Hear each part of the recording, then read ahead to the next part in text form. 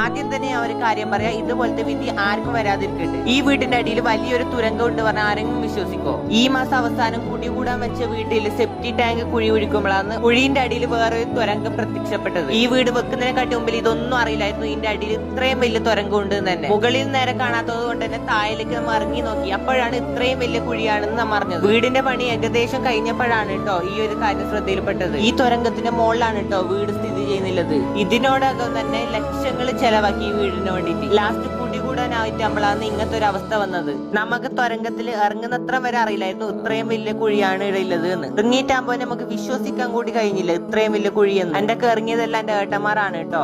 ഈ തുരങ്കം കണ്ട ഷോക്കിലാണ് കേട്ടോ നമ്മളെല്ലാരും അവിടെ നിൽക്കുന്നത്. ഒരു ഭാഗത്ത് വെള്ളം ഒഴുകുന്നു, ഒരു ഭാഗത്ത് മണ്ണിടിഞ്ഞിട്ടുണ്ട്, അങ്ങനെ കുറെ കാഴ്ചകൾ ഉണ്ട് കേട്ടോ. കണ്ട ഷോക്കിലാണ് നമ്മൾ അവിടെ നിൽക്കുന്നത്. ഇതുപോലത്തെ ഒരു അവസ്ഥ ഇനി ആർക്കും വരാതിരിക്കട്ടെ. ഇത് കാസർഗോഡ് കുണ്ടൻകുഴി ആനക്കല്ല് എന്ന് പറഞ്ഞ സ്ഥലത്താണ് കേട്ടോ. പിന്നെ ഇതെന്റെ അച്ഛന്റെ സഹോദരിയിലെ മോളെ വീടാണ് കേട്ടോ. അങ്ങനെ തുരങ്കെല്ലാം കണ്ടതിന് ശേഷം ആദ്യ വിഷമത്തോടെ മുകളിലേക്ക് കയറിയിട്ടാ